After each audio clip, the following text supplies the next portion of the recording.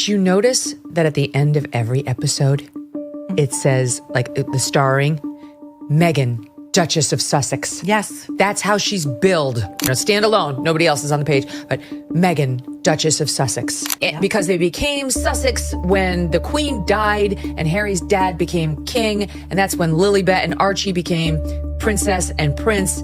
And I guess as a result, their last name is now no longer Mountbatten Windsor. It's Megyn Sussex. And I have no idea. And no, fucking Megyn, no one knew that. Like, why are you correcting? You know it's Sussex. No, I don't know. Who knows that? Literally nobody knows that. There comes a point when authenticity becomes theater, when every smile, every flick of the wrist, every homemade moment feels like a calculated performance. And in Meghan Markle's new Netflix show, that line isn't just crossed, it's obliterated. But first, subscribe and turn on notifications because what I'm about to reveal will make you question everything you thought you knew about Meghan's so-called realness. We're not just unpacking a show, we're peeling back a mask. You know, the thing about manners, when you're a kid and they're teaching you manners, the line is always like, they are for you to go out into the world, but they're really also for other people. It's so you learn how to make other people feel welcome and comfortable and never ashamed or humiliated or hurt. Like, that was a dagger. That's a guest in her fake house. She was mad. On her fucking fake show, who dared to call her Meghan Markle, the name we all regrettably know her by. Right. And now it's Dutch. Oh, by the way, I don't know if you saw this. Probably not. But she was on Drew Barrymore yesterday. Oh, yes, we saw. You watched? Yeah, I saw the clips. I saw a little bit. I couldn't gut it out. Again, I could not gut it out.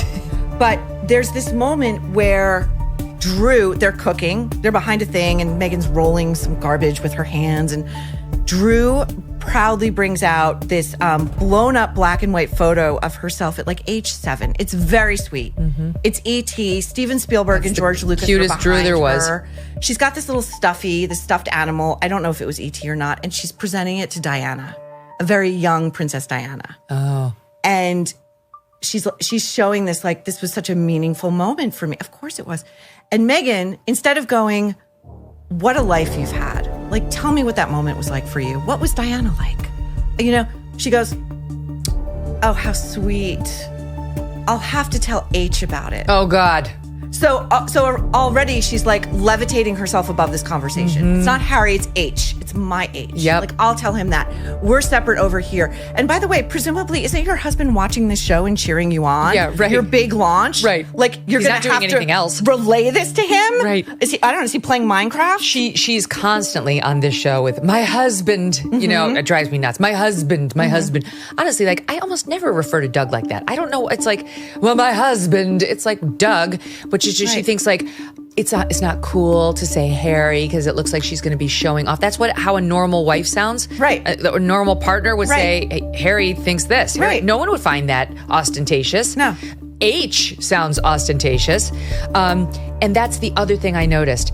If you look at the first couple of episodes, every comment she makes is about herself. She's got her friend, Uncle Daniel's there. And then there's the Argentinian woman. And then there's a chef she brings in and Mindy Kaling. So there are no questions or comments about them, except there's one in episode 1 and there's one in episode 2. And if you go back and look at them, they're voiced over.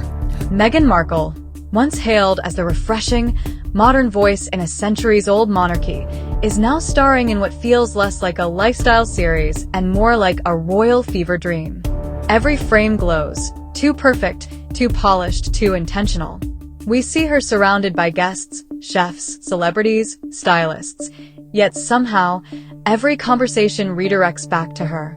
Every anecdote, every shared moment, boomerangs into a compliment about Meghan.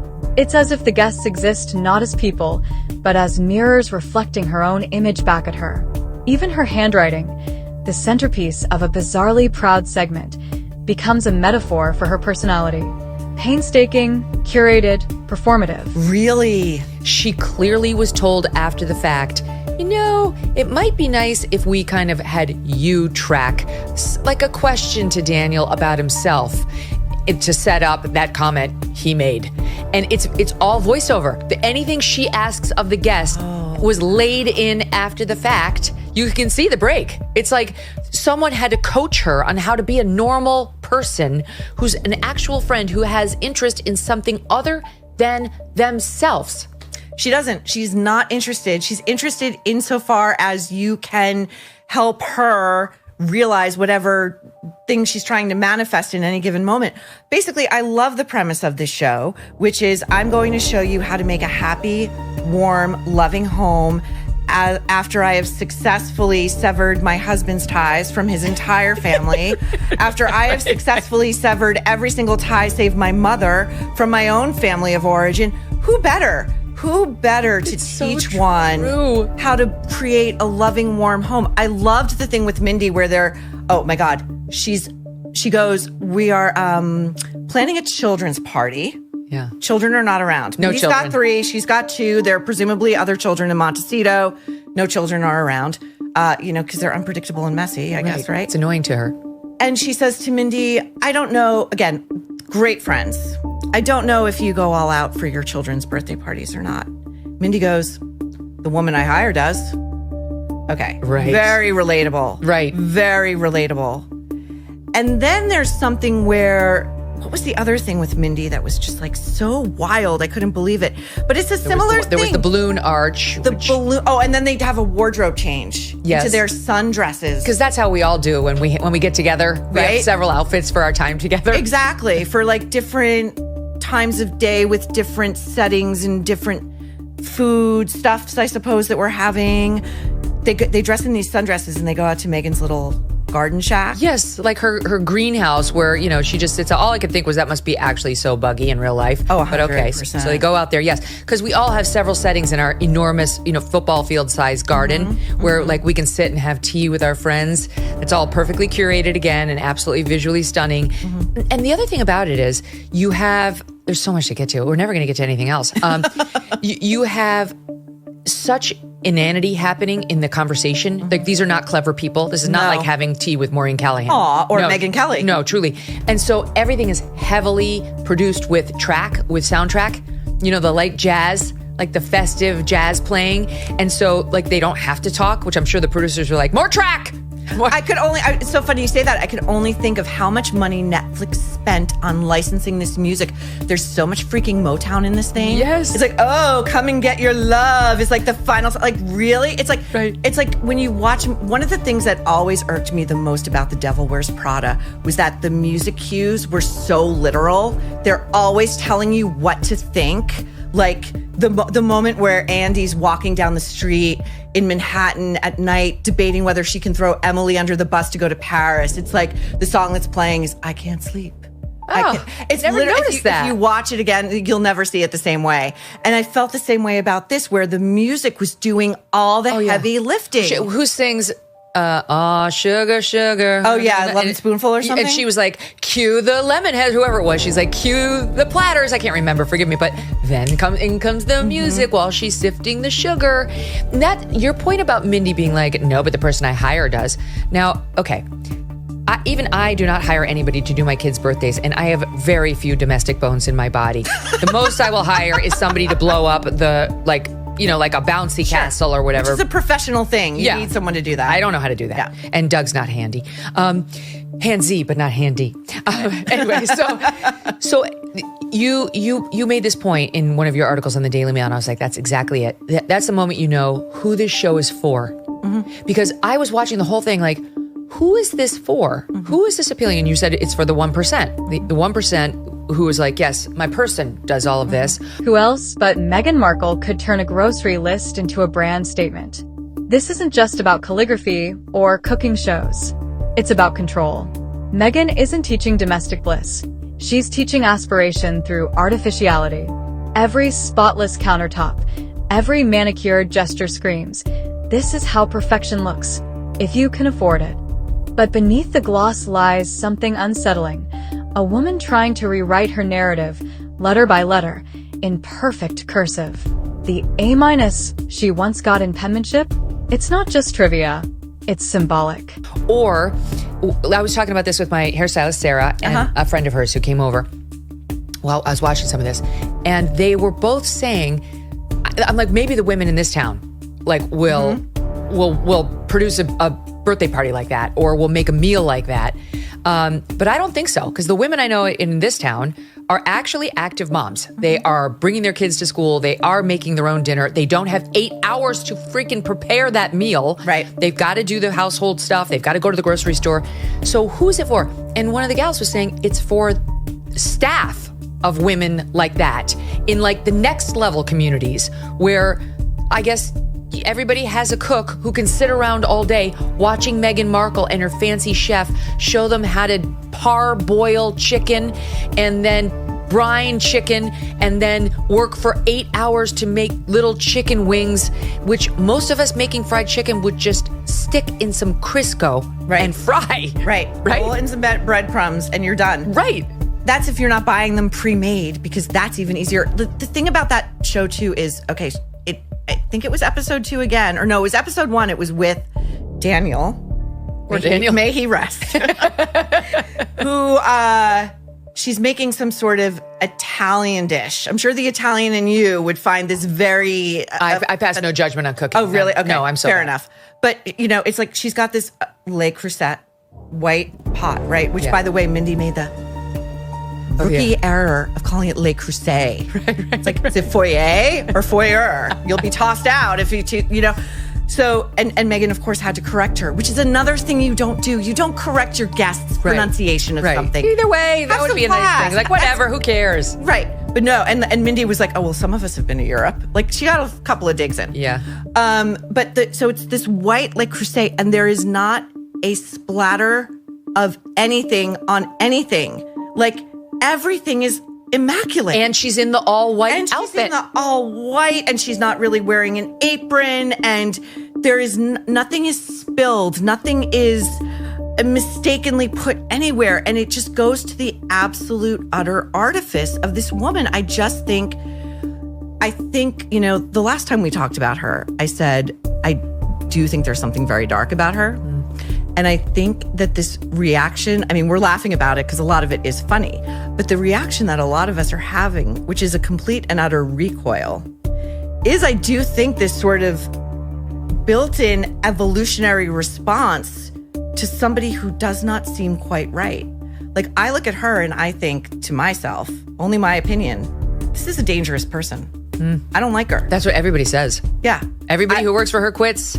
Everybody says she's a bully. She's very nasty. Not only is she incredibly controlling, but she's a bitch about it to everybody who works for her. When things inevitably start spiraling downward, she blames everyone but herself.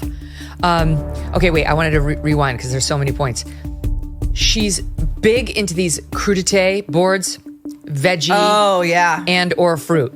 And this was one of the most every mother out there will understand. She wants us to put together a fruit crudité board for our children in the morning.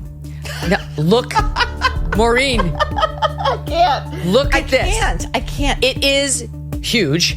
It starts with strawberries, and then it has raspberries, and then it has apricots, and then it has mandarin oranges, and then it has pineapples, and then it has blueberries, and then you finish it up with dollops of yogurt. Now, I'd love to have a running clock and how long it would take me to go, let's do something fancy, Whole Foods, right? Where like you get the true organic, to go and shop for 8 fruits, get all the fruits, get them home, wash them, let them dry up, cut them all up, cutting like teeny tiny apricot pieces up, not to mention pineapples, which is a pain in the ass. Oh, and then bananas too. I forgot she added those as well. And then laying them out. And she's like, if you don't have time to do this big thing, you can just do it like a single plate style. That alone, with all I just said, with cutting and buying and cleaning and chopping, would be probably an hour. My morning is like, here is a piece of toast. I am Martha Stewart. You're welcome. When my guest comes, I had a guest come over last night because they came to see Riley at the play. And I was my own Martha. I gave them a glass of water as they went to bed. You're welcome. I'm like hostess with the mostest. Who the hell is putting corn on the cob in the microwave to pop their own popcorn and making the bows and then doing the fruit platter extravaganza for their children? And she says, because I'm a busy mom and this is how mornings are as I get the kids off to school. You're making fruit parfait crudité boards? Like, oh my boom. God. She is so full of shit. She can't stand imperfection, even from her own past. And yet, that obsession with image exposes the very thing she's trying to hide: fragility. Because when someone must constantly prove their authenticity, you have to ask, was it ever real? If this show is meant to humanize Megyn, it may do the opposite. It alienates. Viewers don't see warmth, they see walls. They see a woman building a fortress of curated moments, terrified to be seen without makeup, metaphorically or otherwise. Netflix might have envisioned this as the Martha Stewart for the modern Duchess. Instead, it feels like a parody of luxury, a masterclass in missing the point.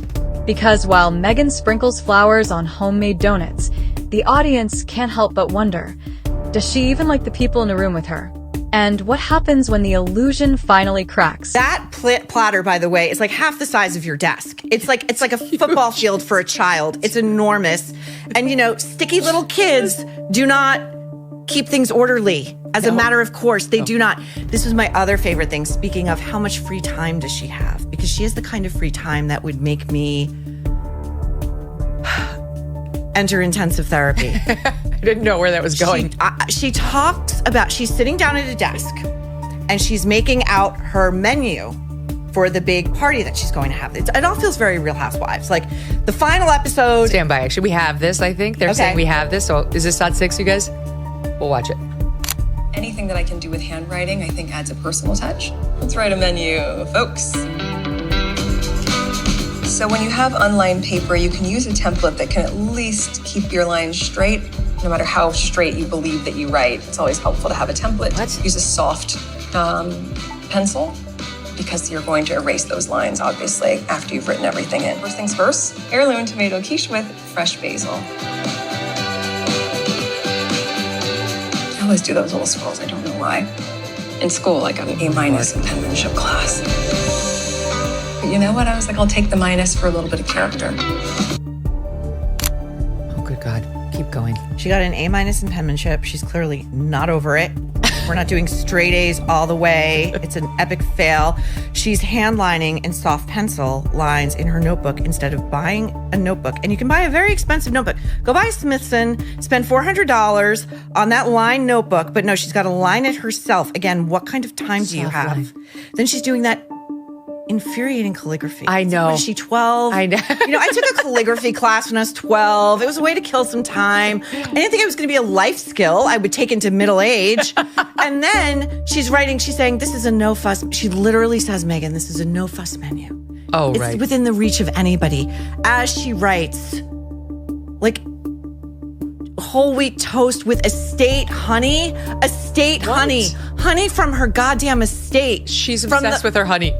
But she's obsessed that she's growing it on an estate in a manner that we can't see because we're just the great unwashed who are tuning in to supposedly, just roil ourselves in envy and feeling like failures because we don't have mini scissors. That's the goal. To deploy with our huge freaking basket in our backyard garden that looks like Central fucking Park. You've never seen anything so beautiful and enormous. No, I laugh because then, of course, she's got the French pressed coffee, like the perfect everything. Mm-hmm. Literally this morning when our guests were here, I confess I'm not even good at making coffee. I'm seriously bad in the kitchen. People know this about me. And normally, now Doug and I have a coffee maker in our bedroom now. Mm-hmm. That's how we start our day. But we do have one in the kitchen, and now we had a guest, so I had to make the coffee down in the kitchen. And it's kind of a highfalutin coffee machine. I don't totally understand it, to be honest. I'll take a picture and I'll post it. Well, let's just say it didn't go well. I don't know how I screwed up making coffee, Maureen, but next thing I knew, it sounded like it was brewing. Next thing I knew, it started to bubble out of like the part where you put the grinds in, like it started to bubble out of the top, and I was like, whoa. Uh-oh. So I pulled it, and like hot coffee went all over my with God, the grounds, Megyn. all over Oh my God. the counter and the floor. And so for some reason it didn't drip into the carafe. But like, this is me. I'm like looking at her in her white, with her French press and her perfectly made donuts and her, fruit crudité, whatever. And there I am, like I can't even make a damn coffee. Now I realize most women are better than I am. When people stop applauding the performance and start questioning the person. Was this show ever really for us?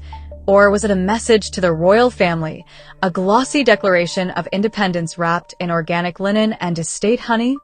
Is Meghan chasing connection or control? And if she's so obsessed with image, what does that say about the reality she's running from?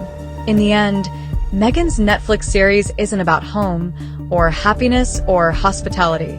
It's about hunger. A hunger for validation so deep it can't be satisfied by applause, titles, or perfectly staged tea parties.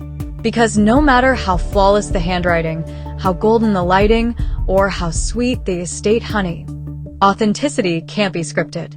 So what do you think? Is Meghan Markle the victim of bad PR or the architect of her own illusion? Let me know in the comments. And if you want the next deep dive, you know what to do. Subscribe because the next revelation will make this one look tame.